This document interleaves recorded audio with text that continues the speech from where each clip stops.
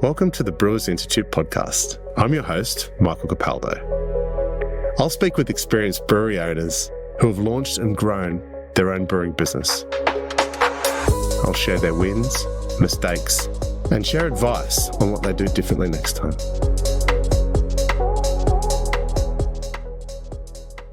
Today we are doing a podcast with Sean Symons. How would I describe you? Brewer, scientist, founder, industry personality, and all-round good guy. Welcome to the podcast, Sean.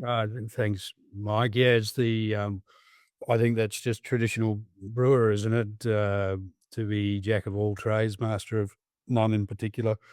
But no, thanks. Glad to be here. Absolutely, mate. So, first things first. It's where I'm in Newcastle, New South Wales, and you are you're where? You're in Mandurah? Yeah, Perth, just south of Perth. It's really only about 40 minutes down the freeway before Mandurah, but well before you sort of get down what they call down south, the southwest. Yeah, so about 40 minutes. Great. So, what beer should we have here, Sean? I've got four of your beers here. I've got a pale ale, I've got a dingo lager, I've got a dark Schwartz beer, and I've got a Muppet. Eternal Muppet. Oh, well, we can start with the. Why don't you start with the dingo? The dingo is the beer of choice. So it's probably our main brand, if you were. It's got a bit of a story behind it, particularly the logo, which is I've got quite iconic here in WA. It's on on singlets at the markets, and there's a massive flour mill in Fremantle, in North Fremantle, that was painted. It was built back in the 50s, in the early 50s, and painted by. Rumour has it Alan Bond, but I don't think it was Alan Bond. It was someone else. But they actually had to paint over it during the war, so it wasn't a target, I think, in the Second World War. So it's got a bit of a story, and it sits up there on the hill, just next to where Matilda Bay was.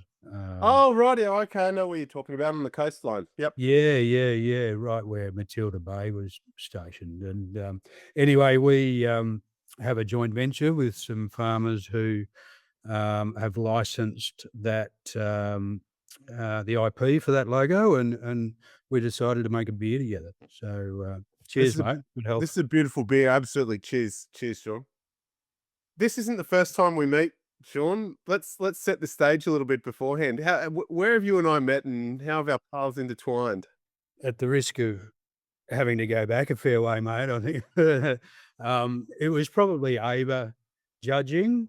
I was thinking about this earlier, and thought that maybe were you in China at all? Were you in Asia at all for any of the early sort of craft beer days where it was starting to explode over there? I know there are guys like Leon Mickelson, and there were half a dozen punters at the early stage of the craft beer boom who were trying to get things going, exports and brewing and all sorts of things in Asia. But were you over there at any stage? No, I never worked over there in Asia. I know when a lot of those guys were there. The closest I got was judging the International Craft Beer Challenge in Yokohama in 2014. Yes. Yeah, the Japan trips. No, well, that might be it, because they were particularly good to have on your dance card if you get a ticket, because they're very picky. Not everyone was got chosen to actually judge those, and the Japan Beer Cup, the International Beer Cup, so that was. I'm not sure whether we judged together. We may have, but over with Michael Capaldo, Doug Donnellan, and the legends of yesteryear. That used to be the one junket that we'd pay for and convince our families that was a necessity to go to every year, or at least every second year, because it was such a great trip. It was a great trip, and they treated us like we were superstars. I Uh, know, right? And then, no. and they all came over. I remember them when they came over for Abers, to see how Abers was run and to see how we did it, because they're so interested in learning new techniques, and they're so serious about the judging and how important it is to them in their industry as well. So it was great to see them come over here and experience the Australian sort of way of doing things, and then take back a lot of what they learnt in the judging process, and particularly the setup and promotion and stuff like that. So, no, that's certainly one not to be missed. I still get invited every now and again. I'm not, I haven't been cut, but I haven't been for a couple of years. I know that I must get there in the next year or two, otherwise I'll be blacklisted, I think. Well, you're a busy entrepreneur now as well, mate. So I think you've got a fair excuse. So that's cool. Because I certainly remember judging the Australian International Beer with Awards with you. I reckon back in 2014, those sort of years there, and quite a few years. And we've seen each other around the traps throughout the WA brewing scenes, um, and the Australian craft brewing scene. And your beers have always been great. Um, so let us know a little bit about your background before we get into business. So this podcast is about the business of beer and about enjoying beer as well. But just for our listeners, could you give us a bit of a rundown on how you got to where you are today? Sure, yeah. It goes back now to mid to late 90s, I guess. I finished university at Sydney University and stayed a little bit too long enjoying the university life. I ended up running a bar on campus, which was called the Grandstand Bar. It was it was on Number One Oval at Sydney University, and you used to be able to watch the cricket in the AFL and the rugby union there. And I started there pulling beers, and it was owned by the Sydney Uni Sports Union, and Chuck Hahn used to swim at the Sydney Sports Union pool. And so in my last couple of years there were two sort of key things that happened. One, I got introduced to Chuck, which was a great introduction, and there's a whole story between that meeting and then a year or two later getting a job. But also there was a home brewers competition that was run there, or they had their awards night there. They had the judging there, I remember, and then the awards night a couple of weeks later. And it was there that I met Doug Donnellan and Rob Freshwater, and I think Dave Edney was involved. There were a whole heap of, some of the original, certainly Doug's brother as well. They were all involved in I think it was the Eastern Suburbs Brew Club. Um, Yeah, pretty iconic brew club back in the days. And I saw some photos of them. I think Paul Mercurio was in yes, that club as well. yeah, correct, A lot of people, and the names you mentioned before as well. It was a much smaller industry back in the day, not as probably connected as it is now. And I've seen the photos of yesteryear of those groups, and like incredible knowledge. And those people, went on to pioneer. Chuck had his direction. Doug Donnellan was CEO of NZ Hops. Dave correct. Etney was head brewer at Mountain Goat when they won champion beer in Australia. And that's just to name a few of the people that are in that group. Correct, yeah. I mean, Dave Edney did so many different things, and Matt Donnellan as well, Mm. has run, goodness, at least a dozen different breweries around Sydney and the inner west, and in his time, and in those early days of James Squire, when the little mini brew houses were put in. I think there was one down in Collins Street in Melbourne, Little Collins Street, and there was one at Darling Harbour. And these guys, well, there was the Pump House Tavern, of course, as well, down in Darling Harbour. These guys had all been involved or started in some way down there, and also helped as these things started to develop. So it was certainly at that time when I met these guys. I mean, I was only mid to late 20s. These guys were, icons, and great fun to be around, and it was my first introduction to sort of a beer competition and how judging happens. I think at the time, Doug Donlan and Rob Freshwater had just come back to the Hahn Brewery in Camperdown, and Chuck. It was sort of a satellite brewery of Tui's, making some of the smaller Hahn products and essentially just putting stuff into kegs, doing small runs of kegs for Tui's.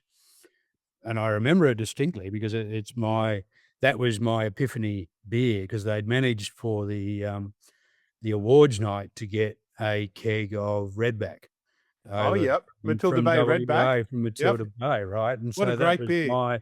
Yep. that was my beer that sort of, I went, wow, this is amazing stuff, and I've got to start looking into this a bit more. So, you had the hospitality side, and you obviously came in with some incredible connections, but from a science perspective, you came from a science background as well, right? So Yeah, that's right. I studied. I ended up graduating with doing geology and geophysics, but along the way, I did lots of chemistry, and organic chemistry, and some forensic chemistry as well, but ended up with a degree in geology and soil science and soil chemistry, and was sort of, at a bit of a loss as to where to take that. And whilst I was figuring that out, I managed to get in touch with Chuck, and um, just kept pestering him for many, many weeks until I got some casual work on the packaging line and working in the cellar, and then ended up a year or so later, they actually put me on full time and taught me how to brew. So, um, and it was a great way to start. The Mold Shovel Brewery, I think, has given birth to a lot of apprentice brewers over the years, and certainly a lot of the brewing talent that's around the country now has had a stint there, or been involved there at some point. Yeah, brilliant. So you started, I think that's around it's now decommissioned, but around a 2 million liter a year facility. You so sort of in that larger craft size, especially back in Yeah. the day. Where did you go to after that? I think it was tin plated at 3 million. Mm. I do remember early in the James Squire days. I mean, before, some of the Squire brands just got too big.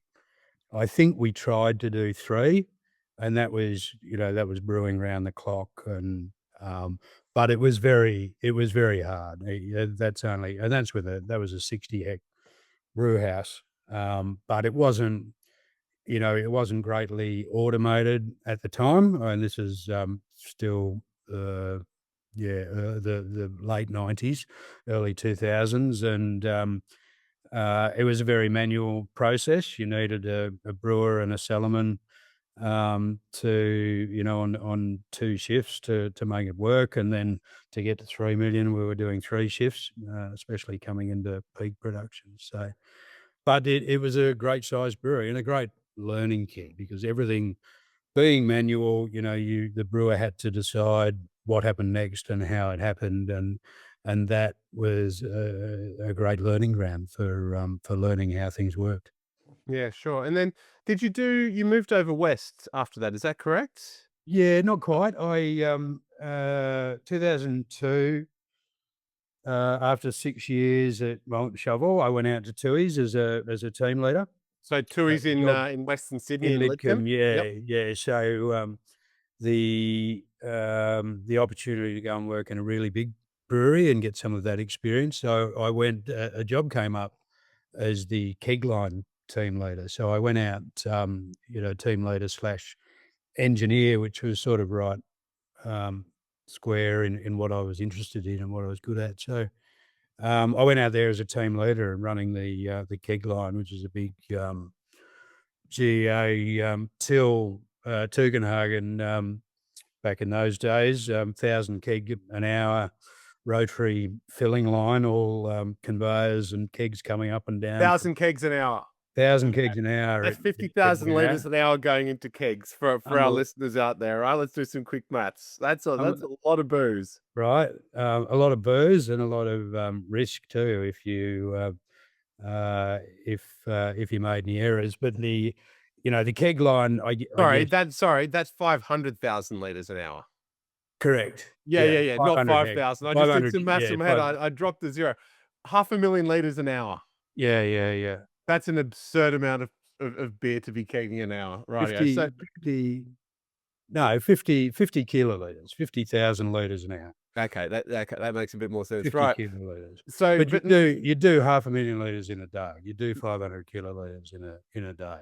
that's, That an incredible responsibility, because the value of that liquid right there, like if you stuff up a process along the way, it's gonna have a big financial impact. Yeah. It ran so fast that, it only ran 4 days a week, and so the keg line team, which was made up of only 5 blokes, it was like, that was the gem, when you got to sort of later on in your years and you'd done your time at the brewery, to get a job on the keg line was like because they'd only work 4 days a week and then have an RDO, right? And the last day was just a maintenance day, maintenance and cleaning and CIPs, Mm. and what have you. So it was this real honour to get onto the keg team because they all worked. They do 10-hour days, 4 days a week, and do their 40 hours, and then, unless it was, Christmas time, they wouldn't work on Fridays, and because all the kegs were done and loaded into the warehouse. So, yeah, it's amazing stuff, certainly lots and lots of beer. What a dream job. So you went from the keg line, and you spend your time at Tooheys, and Yeah. is it after Tooheys that you headed across to Swan Brewery in WA? No, not quite. It's, Another stop. I should have yeah, read your yeah, CV a no, little bit better. there's a bit to go. So in Tooheys, I did a year on the keg line, then moved into the high-speed packaging line, on cans, and then ended up in the brewing team as a brewing team leader at Tooheys. So, Yeah. running the brew house with the team there and filtering and whatever. Then I resigned and went to Vietnam. So I had been to, and this was as a result of my second IBD conference, which was in Hanoi. So we were in Hanoi in 2004, I think, and I'd taken some leave after that and travelled down from Hanoi down to Saigon on the train. They basically took 5 weeks and travelled through Vietnam. And I met some guys, some Australian guys who had been there for a few years and had set up a bit of a beach club on the beach, and they'd acquired some more land, and they said, "Look, we really want to put in a brew house on the beach," and so I stayed with them for a couple of weeks, and I was like, "Oh yeah, sure. If you ever get there, just give me a call, and I'll come back and give you a hand." And anyway, 2 years later, I'm at Tooheys and on night shift on the brewing team, and one of the guys has rung up and said, "Hey, we've just bought this 500-liter brew house, and we don't know what to do with it. It's ready to install. How about you come over to Vietnam in a few weeks, and do you want to work here?" And so I ended up living in Vietnam for nearly 3 years, working Right. and brewing on the beach there. It was, it's essentially setting up a greenfields brewery on the sand, at a beach club in Nha Trang, about 250 k's north of Saigon. So That's cool. That's great. it was it was certainly an experience. Yeah, it was. I was early 30s at that stage, and doing what I love, brewing beer, um, setting up, creating new recipes, living in an idyllic country on the beach with a diving pool and having a great time every day. I lost about 10 kilos in the heat, but it was great fun, mate. Yeah, it was an experience that I'll never forget. Is that brewery still there? It is, yeah. It's been going 20 years now. What's it Yeah. called? It's called Louisiane Brew House. Oh, right. Um, Okay, cool. Yep. and yeah, it's in Nha Trang. I think Chuck's been there, and who's the guy from the Brewers Association who's a bit of a legend over there? Anyway, they've all been through and sent me, sent me emails, said, "Oh, I was here having a beer the other day and saw your picture in the front of the menu as the brewmaster." Oh, there you go. Good on you, I mate. I still keep in touch. I mean, I still order the malt for them. I still order hops for them, and I like to get over once or twice a year and just check the beer's tasting okay. And but the real joy there was training brewers. We took a bar attendant, we took a security guard and an accountant and taught them how to brew. It was in the 2 years that I was there, they became the brewers, and they suddenly turned into had a vocation where they could earn more money, and all of a sudden these guys are able to afford a home loan and look after their family, and so Look, it was really rewarding, plus making beer and having good fun in what's essentially just a tourist mecca. It was great stuff.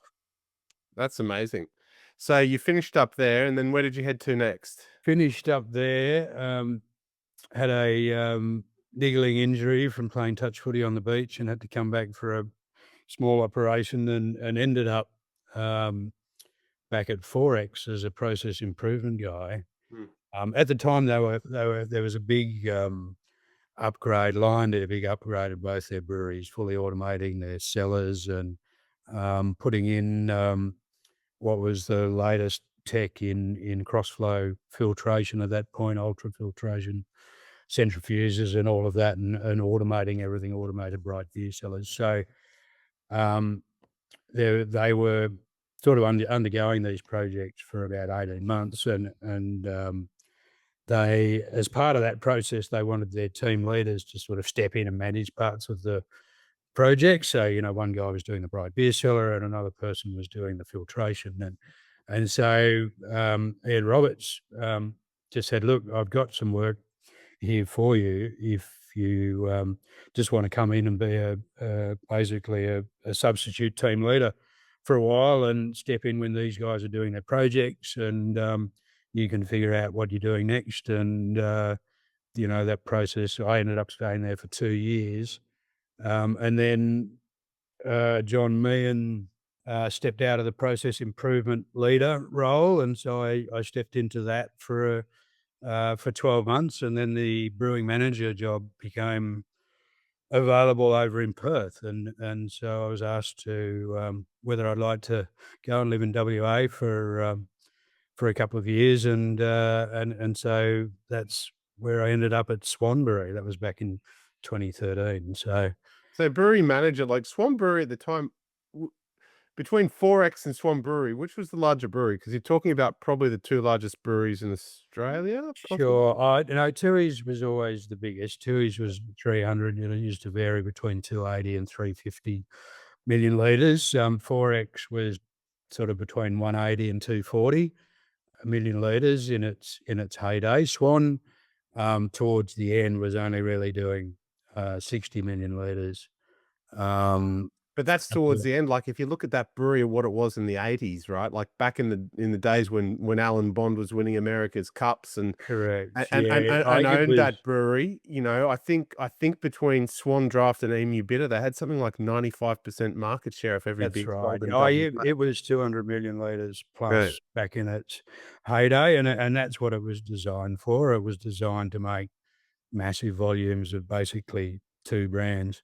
The the engineering and the construction of that brewery was just amazing. The pipes were 6-inch, 6 inches in diameter, just going from bright beer cellar to filler. It was just enormous. I think if you on a beer changeover, they used to waste. It was like 200 hec. Basically, had to go down the drain between changing beers from one to the next. That was just because that was it was in the pipe between the bright beer cellar and the packaging hole. It's unbelievable, It isn't was it? gargantuan. It was when it was built, it was the most modern brewery in the world, Mm. and back in the 70s. And when I say modern, at the time, it used to have punch cards. So the program so if you wanted to, move FV1 to maturation tank 3, through the filter or whatever. Just for example, there was a specific punch card that you had to put into the machine, and it would go click, click, click, click, click, and the valves would all open based on where the punch, the punch Oh, code sweet, broke like down. analog Yeah, correct. information. Yep. Yeah, so there was no SCADA or anything. You had this punch card system for doing cellar operations, and and manual bends with valves that had proximity switches. It was, you look at it now and think that it's archaic, but at the time, it was the most modern brewery worldwide when it was built. It was a monstrosity. Amazing. So let's fast forward to White Lakes now, which is where you are, and you're founder of White Lakes Brewing Company.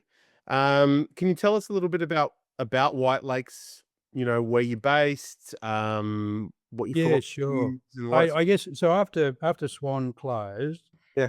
in 2013, it was sort of that watershed moment where do I keep following the management path in more commercial and corporate brewing, or do I go back to what I really enjoy, which was getting your hands dirty and sort of making the beer. The further you move up in the management chain, the further away from the actual beer making you get. So I'd actually gone back to Vietnam for 3 months, and then on to Thailand for 18 months as well, just looking for opportunities to see whether there might be something along the lines of what I did in Vietnam as well in Thailand, but the dynamics were a little bit different there. And I kept in touch with a publican group back here in Perth who I'd met um, in Melbourne one year, and they had expressed an interest in brewing beer. They'd been Mm. publicans for a number of generations, and it's a bit like the Colonial Brewing family, I guess. Yep. CBCO brewing family, where um, they had a number of venues. They were looking to, I guess, differentiate in the offering, and WA is a bit different here because we don't have poker machines. So your food offering and your experience offering has to be on point. And they saw um, brewing their own beer as being part of that success, I guess. Yeah. And so we kept in touch. He actually flew over to Vietnam, and we stayed together in at the brewery there. And he said, "Look, I want to brew my own beer, and our family's really interested. Would you want to come back to Perth and give us a hand?" And of course, I'm not really thinking that seriously at that time about what I was going to do next, having just finished with Swan. But I said, yeah, no dramas. You get the brew house, and give me a call. I'll come back and give you a hand, and we'll all be fine. But then, needless to say, he did ring, and 2 years later, I'm back in Valdivis and sussing out a new greenfield site for our own brewery, yeah, which has been great fun. So when did White Lakes Brewing start? Well, that was so I came back 2015. So it's 10 years. We've been going 9 years, I think, 10 years next year.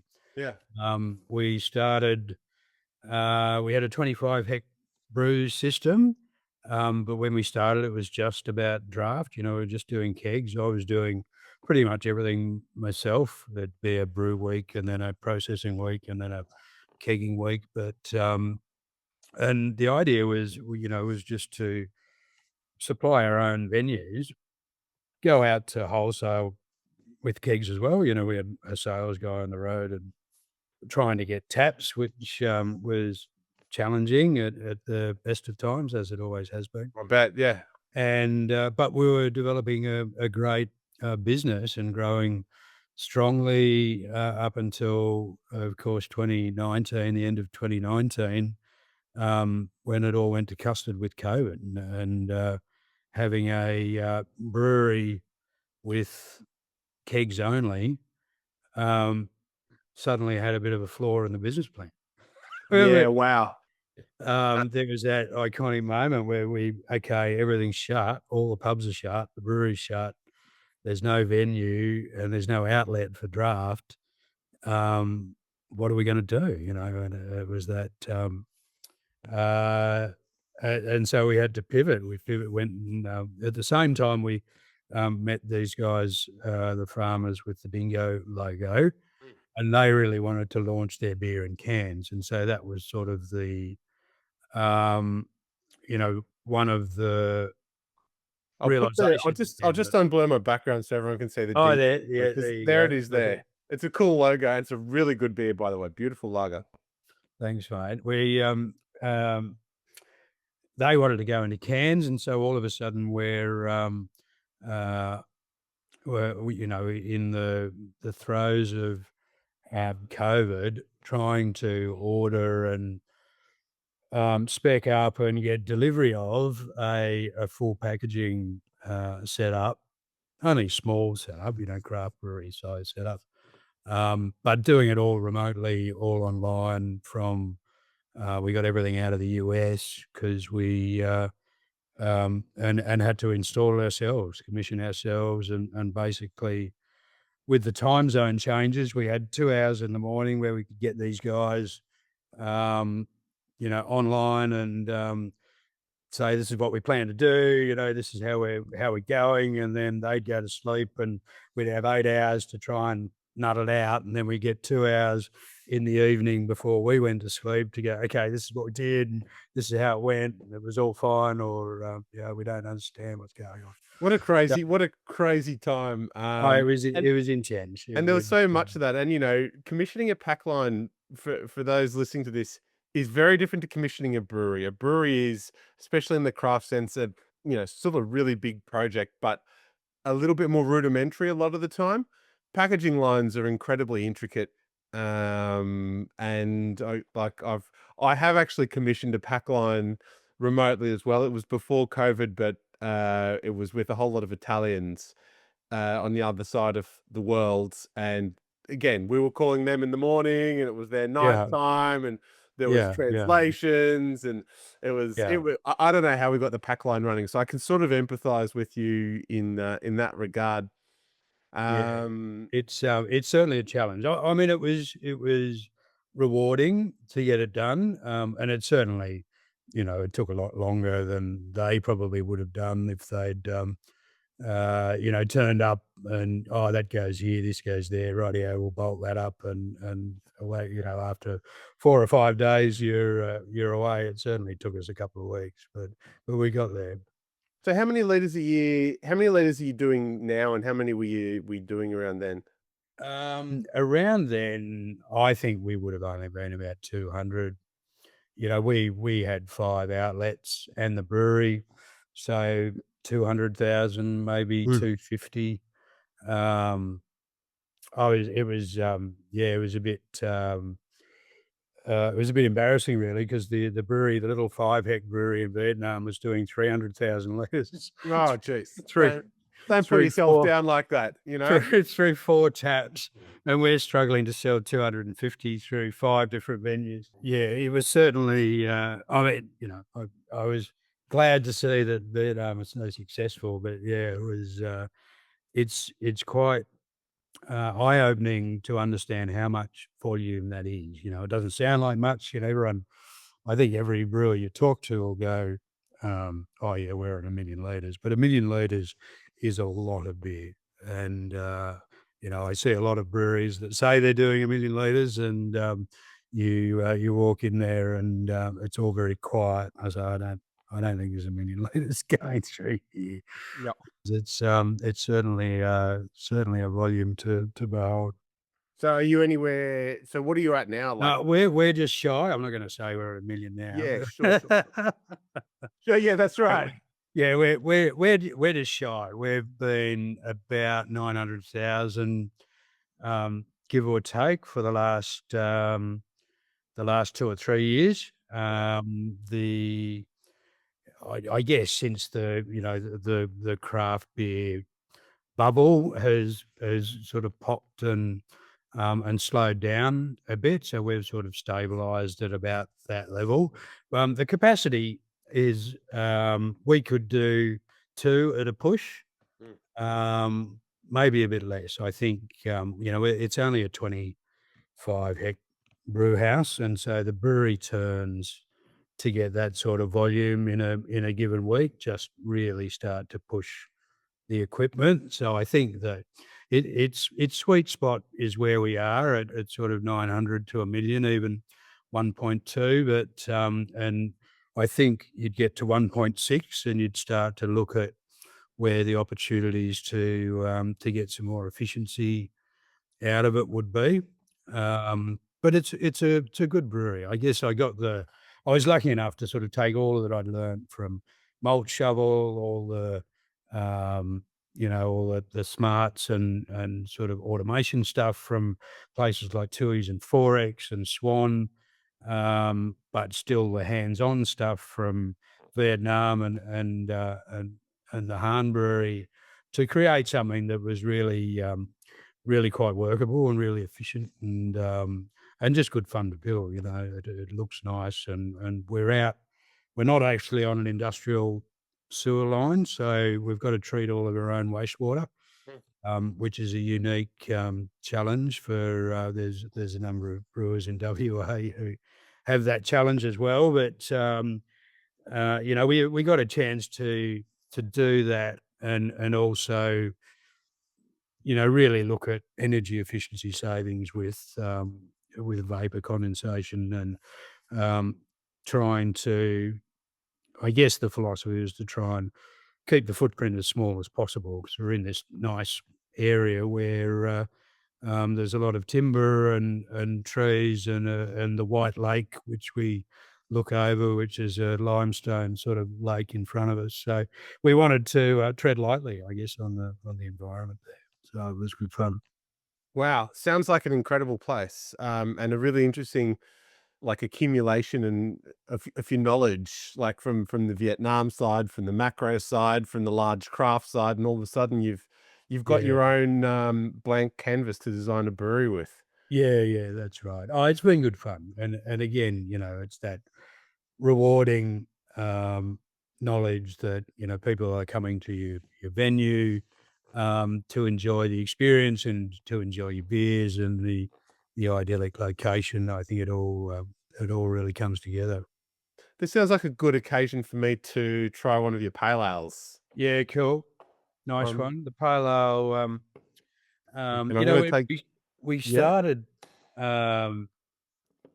thank you. We, we started, uh, we were very early, I guess, in deciding that lagers were gonna be our thing. So and I guess that's Oh, wow, true. that's popping. That's got some great hop character to it. That's it, good. Look at that, and that's a great looking American pale ale, isn't it? Like, it's got that full amber body to it, you know, great depth of color, great head retention, and the aromas is absolutely popping off it. Nice one. I'm glad they got to you fresh. That's the main thing. I So was am a I. I was a bit worried that the old Aramex or Parcel Post or whatever it was, they might still be on the way. No, they're absolutely excellent. Fantastic. So Yeah, how do you navigate quality, in a craft brewery, you know? You're pumping out a lot of beer. yeah, sure. Yeah, look, it's an ongoing challenge, really. I think most of it comes with good routine and good processes and practices um, with your CIPs and hygiene, of course, being at the forefront. Um, that said, we still, I'd guarantee that every brewer and every brewery has their process failures from time to time, um, and it's about managing those and then writing into the procedures what went wrong so it doesn't happen again. That's the key thing. But yeah, because we always have had a flash pasteurizer, but we don't tunnel pasteurize, so there needs to be really a deep focus around the filling area in particular, and around the filler. Um, our So for our those who maybe aren't so familiar with the difference between a flash and a tunnel, a flash pasteurizer is a bit like UHT pasteurization of milks, for example.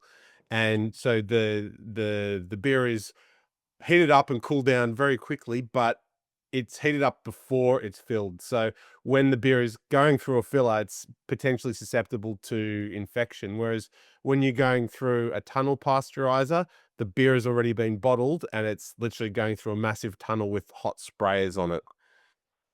Yeah, that's right, Mm. and, I mean, it does affect the flavour a little bit. I challenge anyone through a flash pasteurizer really to do a side by side in, a pre-pasteurised tank and a post-pasteurised tank, and pick up that it's been pasteurised. Certainly, your punters at the taps are never going to be able to pick it up. That's, for me, it's just, I'd rather hit a 9 out of 10 every time than shoot for a 10 and get the occasional 6, which is painful and frustrating and ultimately expensive if you've got to recall stuff and get it back. But, yeah, quality is an This beer is a ongoing solid challenge. 9 out of 10, by the way. So you know, transported all the way across the country. So absolutely, that makes sense. It's actually really interesting philosophy to have as well. Like, I think a lot of people starting up breweries, they just want the 10 out of 10 moment, the 10 out of 10 beer. But what you really need to do is achieve your consistency, right? In the quality, like achieve what your beer tastes like and make sure that if you get a brand, it tastes the same every single time. If you're hitting Yeah, that's 9 out right. of 10 every single time, that's as good as you can get. Yeah.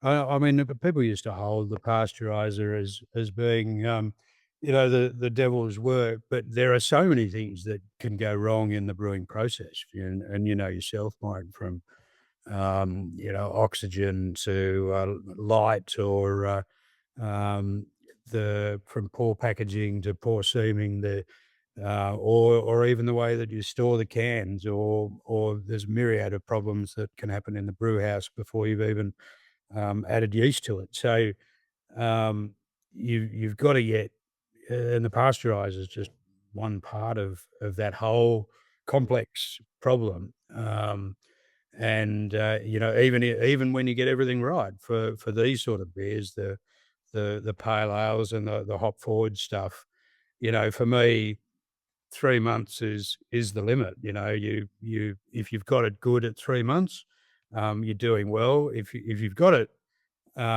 without deterioration at 6 months, you're doing excellently, in my opinion. It's really, that's I think if you're trying to get it longer than 6 months, you're probably dreaming because they just don't hold up that well.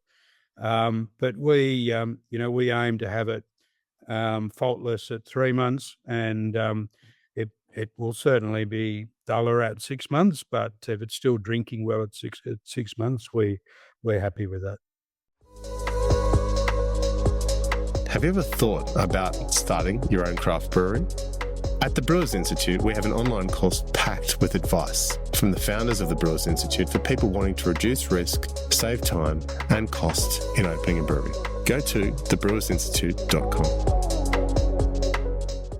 In terms of your brewery, so 900,000 liters, a lot Yeah. of beer and a lot of outlets. Like, how many full timers do you have in your business, or how many people working for you? We've got 10 staff essentially, but that Yeah. includes sales. So 4 brewers, 2 morning shift, 2 afternoon shift, and me there as the head brewer. Um, and we've got 4 sales staff as well. We bring in casuals for the packaging line when we need. So generally, you'll have a processing day on a Monday, package Tuesday, keg Wednesday, and Tuesday to Thursday are sort of the brewing days as well, and then you're trying to sort of clean up and finish off on a Friday afternoon is the general run of things. with packaging, Tuesday to Thursday. But And what about your venue as well? Or is the venue run by the publicans, by your public? correct, yeah. So I'm in a partnership with the publican group, so Yeah. with the family that owns the pubs. Our venue's actually been shut for nearly 3 years. Well, we've been renovating, due to open in, January, I think, of next year, which we're very excited about. It's all Oh, starting that's great. to That's exciting. Yeah, yeah. you were telling me about this long renovation over a couple of beers at the recent COVD conference when Yeah, we it's been a challenge. Um, I guess good things can take time, and not everything that's good is easy. So being in this idyllic spot in this sensitive area has had its challenges. Because we're trying to what what was a small tavern and a small brewery is now quite a larger operation, and so you start to think, well, where's the wastewater going? Where's the septics going? We're in a sensitive area with a idyllic lake. What are you going to do to treat said wastewater and sewage? You've got a much bigger kitchen now. Why do you want to do 700 people? Yeah, et cetera, et cetera. So there's been a long list of stuff that we've had to tick off, and none of these things happen overnight. And ironically, there's several different departments that you're dealing with: the local council, the Department of Health, the Department of Environment, none of which seem to talk to one another, communicate effectively of between them. course. Yeah. And so things take time, and it has been a long time coming, but we're looking forward to it opening for sure. Sure, and you wouldn't be the first, not just brewery, but small business to say that bureaucracy has impacted it. It sounds like you've got quite a focus on sustainability. Is that something that's important to your company? And Yeah, absolutely. Mm, Um, I guess it sort of goes back to again COVID times, and there was a real shift. We noticed a real shift in public perception around supporting local, and WA in particular, because we were so isolated and blocked off from the rest of the world. There was quite a strong and parochial um, response to using local business if you can, and at the same time, I think with um, the ongoing challenges to climate, and that businesses need to be doing, investable businesses need to be doing the right thing mm. in terms of looking towards the future and making sure that we have a future. And so it's been at the forefront of us, of our thinking in terms of how the brewery's set up, particularly around water use, and land management as well, and recycling our wastewater.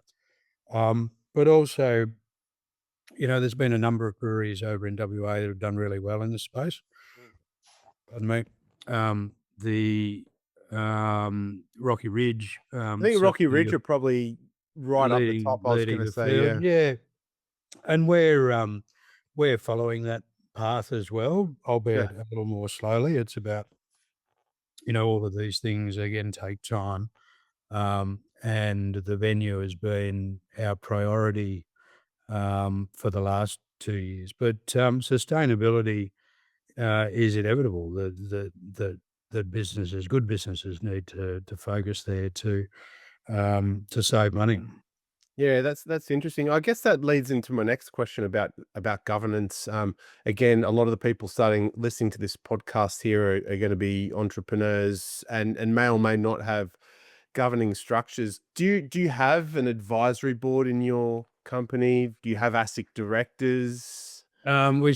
certainly the company's registered with ASIC, but it's just family directors.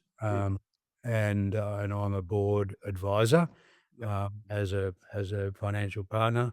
Um, the it's still, we're still a family business, I guess, and the dynamics have changed somewhat. Um, One, with the shift in the craft beer industry, um, the sort of fizz coming out of that market. Two, the shifts in government excise rebates Mm. are changing the sort of seed of craft beer, and um, in some ways making it more challenging, but in others obviously more rewarding. I think that now that we're getting $350,000-$400,000 return on, you only have to make 250,000-300,000 litres to get that return, or maybe 400,000, depends obviously on the alcohol content. But um, the successful businesses now, from a craft brewing perspective, should, um, if they're doing the smart thing, I believe, is you should be focusing on making that amount of beer, and really, the effort to make more is hard work. Um, there's very So that excise rebate actually makes a difference to margin, is what you're Oh, saying? certainly. Yeah, Yeah. yeah. The first for anyone who's under 500,000 litres, that Mm. excise recovery is massive. But Mm. it is offset obviously by your higher operating costs and your less efficient production. But there's very little margin in wholesale beer anymore. It's just very difficult to compete, even at 900,000 litres or even at 1.2 million litres. I would have thought that breweries would still be struggling at that volume to be making considerable margin if a lot of their offering is in package, just because of the costs associated. They're all eaten up by the margins that the wholesalers and the transport and the retailers are all gobbling up, leaving very little in the kitty for the actual brewer to make on a carton of beer, and it's hard work to do that. It's a lot of effort and a lot of risk to put beer into cartons, and when you're not making that much margin out of it, I think that we changed our philosophy to put our effort and energy where you're going to get most bang for your buck, and that's not in the wholesale wholesale market. So um, keg beer is certainly still profitable, Yeah.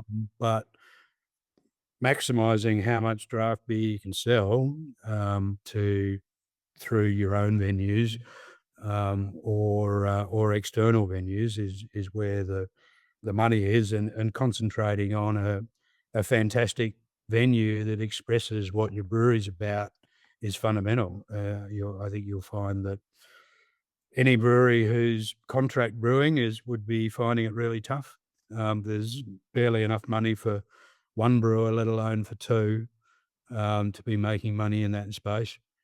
And you'll find that the breweries who are doing really well, and Rocky Ridge comes to mind again, um, and other breweries who are essentially buying their own real estate. So creating satellite venues where they can sell volume, even if that volume is just to maximise your excise recovery. Um, that's the best business model, because the stepping stone now to go from 1 million litres to 5 million litres, unless you get a unicorn like Little Creatures or Bolter or maybe even Pirate Life, Stone Wood, etc., requires a massive amount of hard work, a massive investment, and there's no guarantee that you'll have that unicorn as a return. So you've got to be playing a very long game with a lot of financial backing behind you to get from that sort of middling 1 to 2 million litres to the 5 or 10, where you can really leverage the economies of scale. Yeah, wow. Lot to digest there. So you were saying that your business model, I think you said you've got 4 or 5 venues? Yeah, so yeah, we've got So a 4 or 5 central venues production plus, facility, but and multiple venues. Yeah. yeah, and investing a lot into the what will be the home of White Lakes, as our flagship. You know, I think we're going back to those pre-COVID or COVID times where we're just getting the new packaging line and we're thinking, great, we can send beer nationally, we can export, we can do all of those things.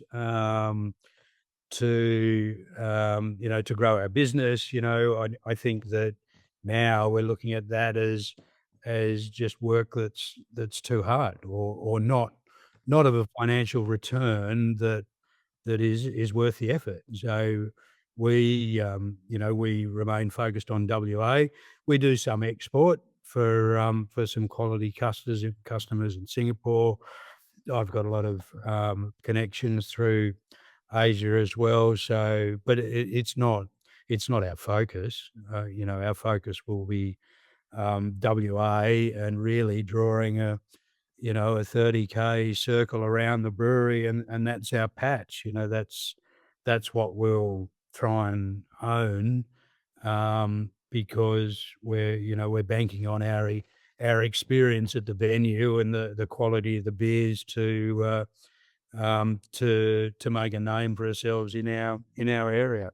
Amazing. So what sort of and I guess like going back to the area, I haven't been to Mandurah in about 15 years now, but I know that the population's exploded in that time, and that's certainly got to help, and really like owning your patch of turf um is really important to know actually where you want to actually get your margin from, where you want to be selling your beer into, where you want your marketing to be targeted towards. Yeah, What sure. what what sort of risks do you see for craft brewers in the future, like over the next 5 to 10 years? Oh, look, the wholesale, as I was saying, the wholesale market's gonna remain challenging. It's very difficult um, to make when your margins are 50 cents or $1 a box. It's a lot of boxes you gotta make to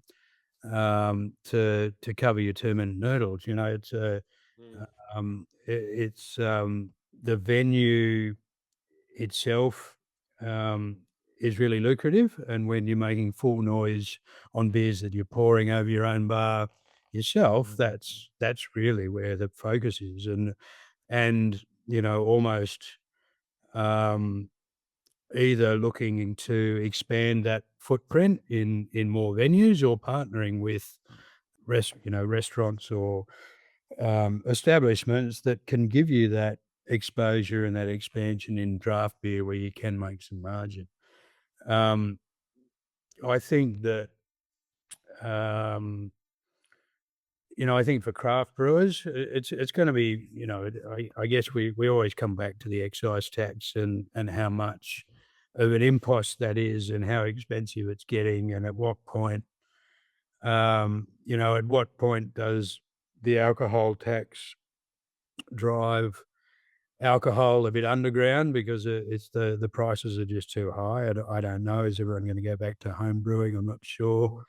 Um, but certainly, as a business for smaller operators, you need to focus on the things that are making you money, and it's pointless trying to grind out 1,000 cartons a week or 2,000 cartons a week if you're only making 50 cents a box. Mm. And that, because you'll never be able to get that financial investment, or you'd never want to take out that loan for 2 or 3 million to go to the next stage, unless you're bursting at the seams to make that sort of volume. Um, so yeah, it's created a real gap. I think smaller brewers with a venue will thrive, and but there's going to be a dearth of breweries that make it beyond 1 million litres and onto 2 and 3, unless they're very, very lucky. Or they have something that it just step changes, I guess, in terms of what people want. But yeah, the days of the bigger brewers buying up smaller brewers are certainly done for a while, unless there's something that's particularly unique out there. Yeah, interesting. And I guess what we've seen in the last 6 to 12 months is craft starting to buy craft as well, larger craft. Rocky Ridge we spoke about before, buying the Thunder Roads. Mountain Culture purchasing the Fox Fridays and a few other cases. Sure. So it's interesting that there isn't that. There used to be that, whatever it is, that $500 million unicorn out there, or Yeah. hundreds of millions of dollars worth of Yeah. fire. And people were genuinely setting up breweries 10 years ago with that ambition to be purchased. And I think it's really important to be realistic that, there's a lot less opportunity for that to happen in the next 10 years than there was in the last 10 years. It's a gamble, right? And look, the difficulty of getting draft footprint, draft real estate in other pubs is tough. It's when you do the numbers, you're making as a craft brewer, for example. Let's spitball some quick numbers. So your cost to make a keg in the liquid might be $12, right? As a small brewer, you're probably operating between $2 and $3 a litre. If you're really efficient, you might be $1.50, but you're probably not going to be less than that. So $1.50 a litre, there's $75 of overhead. Sure. So you're up to $97 of raw material cost. Then you've got $70 of excise, right? So you're up to $170 cost for a keg. Okay, $170. Carlton and Lion are giving rebates of $3 a litre. Yeah. So they're giving $150 off their their marquee price. Now that might be a bit more. That might be $300. That might be $350. That might even be $400. I guess it depends on the beer. But you're still getting back to your cost, without margin of what it's costing you to make a keg. So it's really the numbers aren't stacking up with the excise tax that we're paying. So the breweries that have been getting venues, they're essentially just owning their own real estate. They're owning their own taps, and that's the way to build volume. I think that the premise still remains the same. Brands should be built on premise. You get the share of throat of the customers that drink your beer at the bar and enjoy the experience, and then they'll walk into a bottle shop and go, "Oh, I remember, that experience was something that I enjoyed. I'll take a 6-pack of that home." I think that trying to market your beer in a bottle shop is very hard work, and expensive with signage or paying for floor space or the right stack in the fridge or the right spot in the bottle shop. So making as much out of draft beer and real estate is really the right thing to do. And for businesses that either can't do that or only have a limited scope for that, then you've got to figure out how to maximize your return from that piece. Yeah, fascinating. I know time's winding up. I know you've got some stuff to do. Just wondering, as someone who's got a family and is an entrepreneur and works really hard, how do you, what's the difference between being employed in a full-time job and managing your work-life balance as an entrepreneur? Oh, look, it's such a good industry. I mean, I can't, people always ask, how do you do it? How do you, why haven't you blown up like a balloon? What's, how do you manage it? It's such a wonderful industry.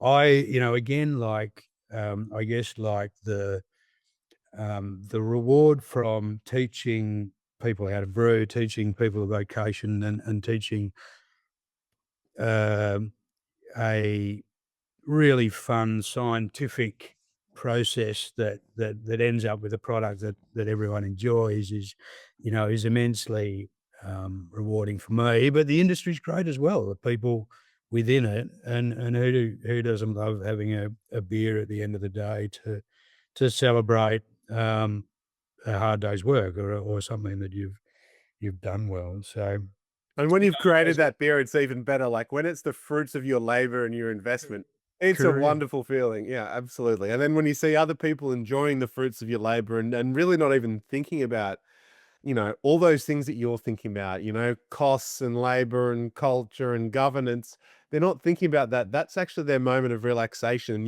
you've created that for them. That's a great, Yeah, right. great thing, right? So look, it is a rewarding industry, and it's it gives you a chance to innovate. It gives you a chance to experiment, and certainly over here in WA, it's a really cool group to be part of, and I think more and more, it's the brewery is being that community hub where people can come together in a safe space and have a beer or have some alcohol.